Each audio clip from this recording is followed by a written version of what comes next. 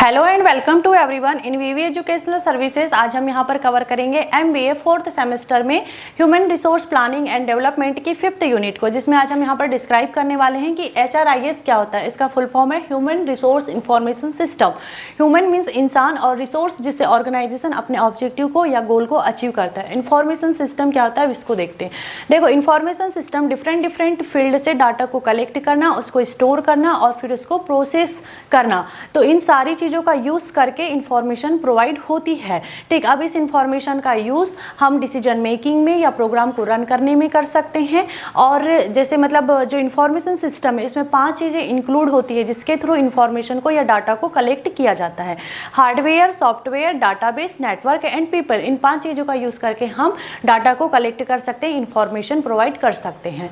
फिर यहाँ पर फर्स्ट ऑफ ऑल हम इसके ऑब्जेक्टिव को डिस्क्राइब करते हैं कि क्या है। फर्स्ट इसमें है right information, right people at right time.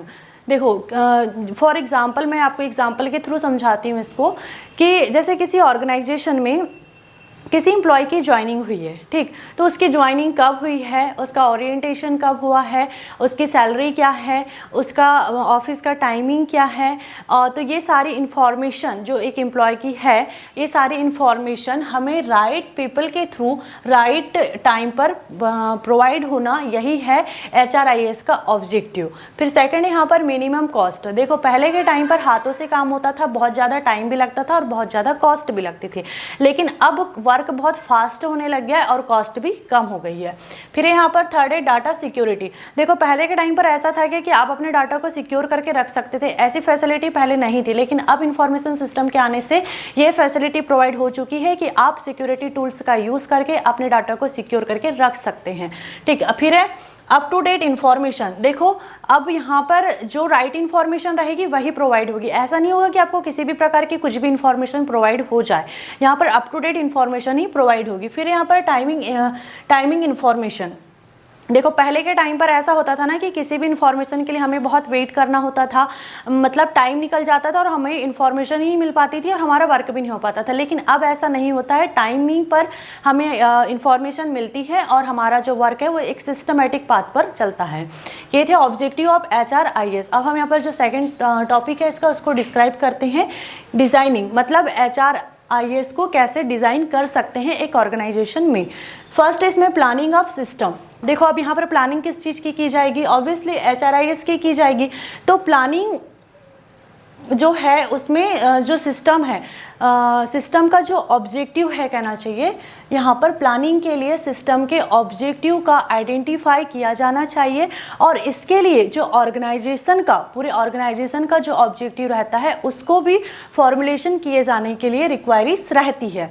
तो ये था हमारा प्लानिंग ऑफ सिस्टम। यहाँ पर प्लानिंग किस चीज़ की हुई, HRIS की हुई। और प्लानिंग के लिए सिस्टम के ऑब्जेक्टिव को पहले पता करें या उसको आइडेंटिफाई किए जाने की आवश्यकता थी, उसके बाद पूरे ऑर्गेनाइजेशन के ऑब्जेक्टिव को फॉर्मुलेशन किए जाने की रिक्वायरीज थी।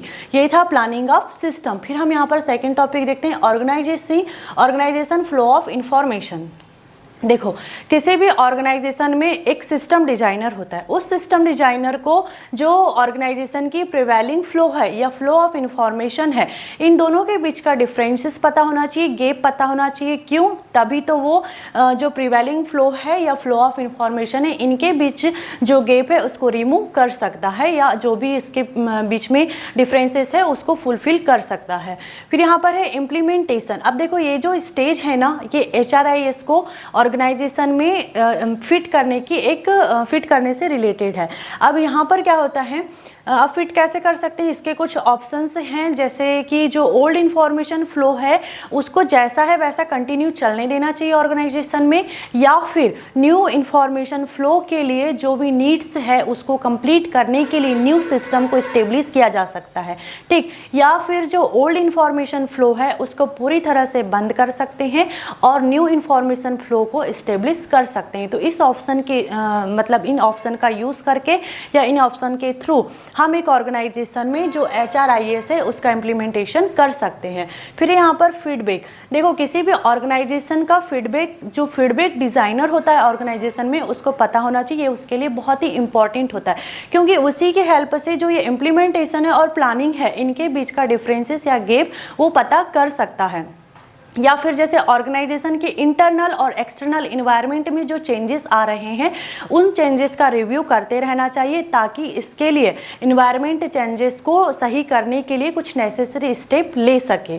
तो ये था feedback and designing of HRIS कि हम एक ऑर्गेनाइजेशन में HRIS को कैसे डिज़ाइन कर सकते हैं। अब हम सेकंड टॉपिक देखते हैं यहाँ पर, फंक्शन ऑफ HRIS। इसमें इसे 2 पार्ट में डिवाइड किया गया है। फर्स्ट इसमें डाटा कलेक्शन। देखो, डाटा कलेक्शन मतलब किस डाटा को कलेक्ट करना है, कितना कलेक्ट करना है, किससे कलेक्ट करना है, कितनी बार कलेक्ट करना है, और जो डाटा का नेचर है या फॉर्म है वो उसके ऑब्जेक्टिव पर डिपेंड होता है। यहाँ पर जो डाटा मतलब डाटा कलेक्शन करने के बाद में फिर क्या होता है, जो रिवैल्यूएट डाटा रहता है उस पर फिल्टर लगाना चाहिए, और जो रिलेवेंट डाटा रहता है उसको क्लियरलीफाई करके सिक्योर करके अच्छे से रखना चाहिए, ताकि अगर हमें कभी यूज़ करना रहे तो हम उसको इजीली यूज़ कर सके। ये था डाटा कलेक्शन। अब हम यहाँ देखते हैं कि डाटा मैनेजमेंट क्या होता है। देखो, डाटा मैनेजमेंट में कुछ सब फंक्शंस होते हैं, जैसे डाटा को एनालिसिस कर सकते हैं, समराइजिंग कर सकते हैं, एडिटिंग कर सकते हैं, स्टोर ऑफ डाटा, या जो रिक्वायर्ड डाटा है उसको मतलब फिर से अचीव करने के लिए प्रोसेस कर सकते हैं, या जो डाटा है रिक्वायर्ड डाटा है उसको राइट टाइम पर राइट फॉर्म में प्रोवाइड कर सकते हैं, अचीव कर सकते हैं, या स्टोर करके रख सकते हैं ऑर्गेनाइजेशन में। तो ये था डाटा मैनेजमेंट, मतलब डाटा को मैनेज करके रखना। तो ये थे functions of HRIS। I hope this topic is clear and thank you for watching this video.